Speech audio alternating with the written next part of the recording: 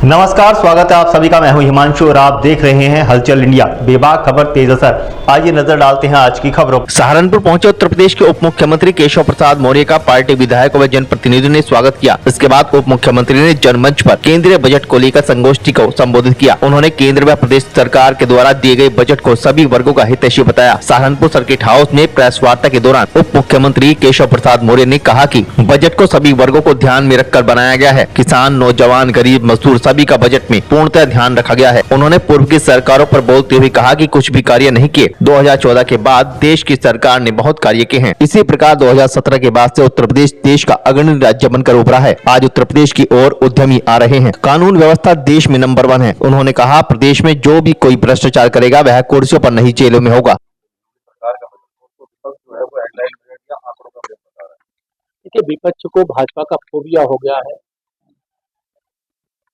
माननीय नरेंद्र मोदी जी के प्रति देश का जो भरोसा लगातार बढ़ा है, उससे विपक्ष घबराया रहता है। उनको लगता है कि अगर भारतीय जनता पार्टी की केंद्र सरकार का बजट और प्रदेश सरकारों का बजट इतना शानदार और जानदार जोरदार आएगा, जिससे लोगों की जो आवश्यकता है उसकी पूर्ति हो, तो इससे विपक्ष घबरा जाता है।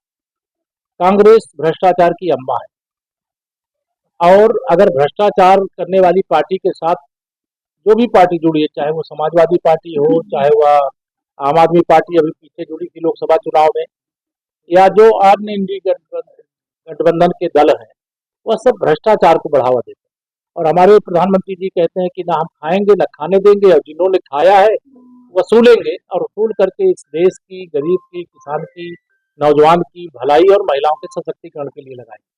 तो आज बजट हमारा शानदार है और उसका चतुर्दिक स्वागत हो रहा है। वो रट्टू तोते की तरह केवल विपक्ष उसमें सवाल उठाता है, जबकि उनके पास ऐसा कोई सवाल नहीं है, क्योंकि उनका कार्यकाल उदाहरण के तौर पर देश के सामने, प्रदेश के सामने 2017 से पहले सहारनपुर की अगर मैं बात करूं, तो यहाँ का रोड नेटवर्क का क्या हाल था, रेल नेटवर्क का क्या हाल था, हवाई नेटवर्क का हवाई अड्डा बनकर के तैयार हो गया है। आगे यहाँ पर हवाई यात्रा की भी सुविधा आप लोगों को मिलेगी। कुछ नहीं था। बिजली कितने घंटे आती थी? 4 घंटे आती थी। एक सप्ताह दिन में आती थी, एक सप्ताह रात में आती थी। आज क्या स्थिति है? हमारी सरकार की मंशा है कि हम 24 घंटे बिजली, गांव हो, शहर हो, सबको देना चाहते हैं। कानून व्यवस्था को चुस्त और दुरुस्त रखना चाहते हैं। अपराधियों के खिलाफ, माफियाओं के खिलाफ, भ्रष्टाचारियों के खिलाफ, दंगाइयों के खिलाफ कठोर कार्रवाई करना चाहते हैं।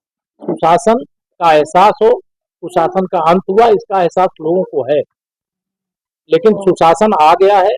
कई बार इसके कारण से, लगातार देखने के कारण से, समाजवादी पार्टी के शासनकाल, बसपा के शासनकाल या देश में कांग्रेस के शासनकाल को कई बार लोग भूल जाते हैं।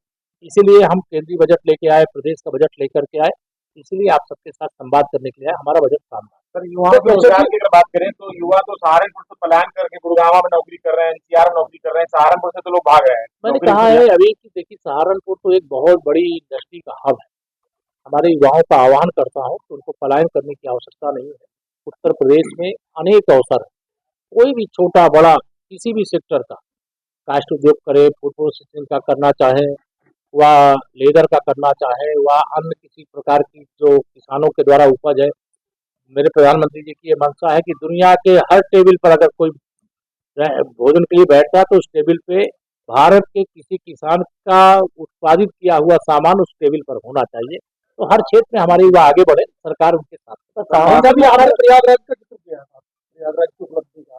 अभी कल ही केंद्रीय प्रदूषण नियंत्रण बोर्ड की रिपोर्ट आई है।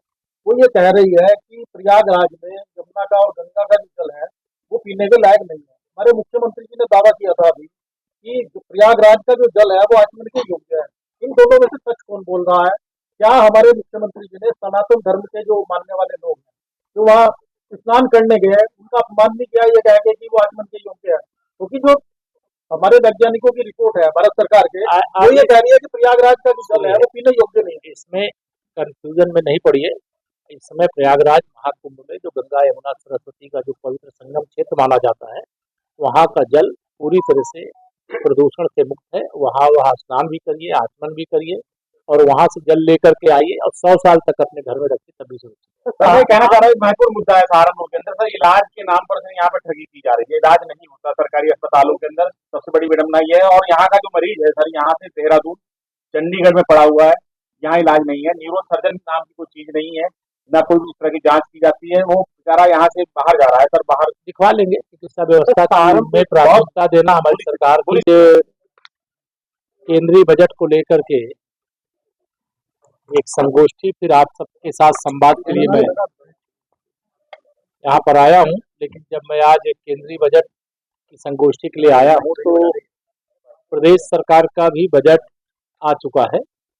इसलिए डबल इंजन सरकार 4 गुनी रफ्तार से देश और प्रदेश को विकास के पथ पर आगे ले जाने के लिए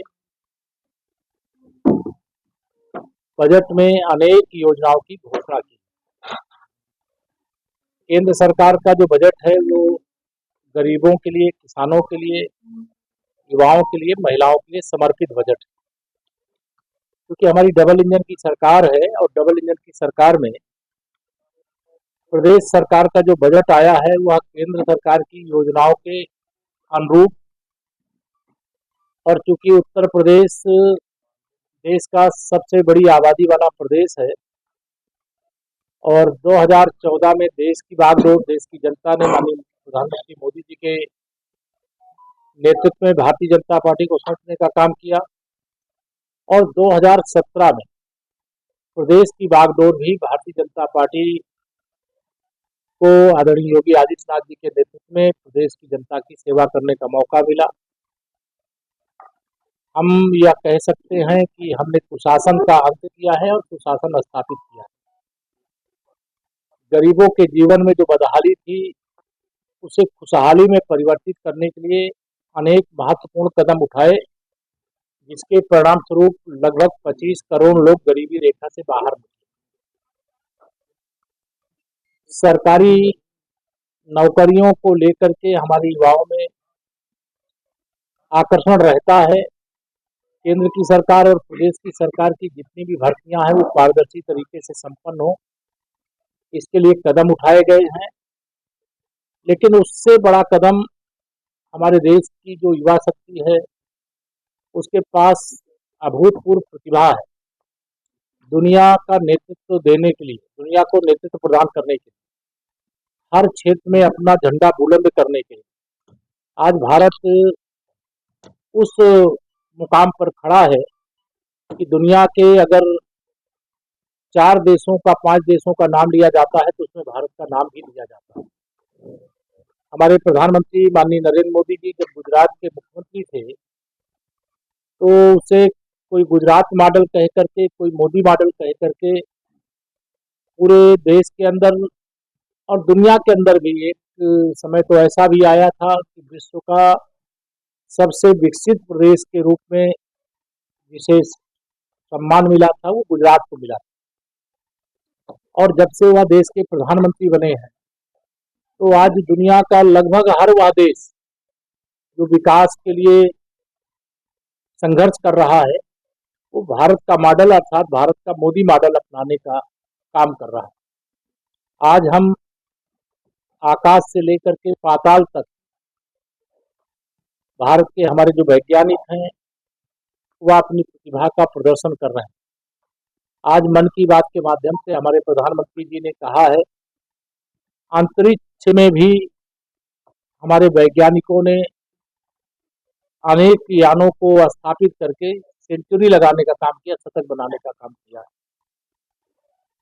तकनीकी का समय है तो इसलिए डिजिटल क्रांति की दृष्टि से भी देश के लिए, प्रदेश के लिए महत्वपूर्ण कार्य किए जा रहे हैं। 2014 से पहले देश का रेल नेटवर्क हो, चाहे रोड नेटवर्क हो, चाहे हवाई नेटवर्क हो, वो अस्त व्यस्त पड़ा था। आज उसमें बड़े पैमाने पर सुधार हुआ है। मैं सहारनपुर में बैठा हूँ, यहाँ का एयरपोर्ट भी लगभग बन करके तैयार है। जेवर एयरपोर्ट जो एशिया का सबसे बड़ा है वह भी बन करके तैयार है। अर्थात उत्तर प्रदेश हर दृष्टि से प्रगति कर रहा है। आपसे विदा लेने का, कल फिर होंगे हाजिर कुछ नई और ताज़ा खबरों के साथ। तब तक के लिए दीजिए हमें इजाजत। नमस्कार। हमारे YouTube और Facebook चैनल को फॉलो और सब्सक्राइब करना ना भूलें।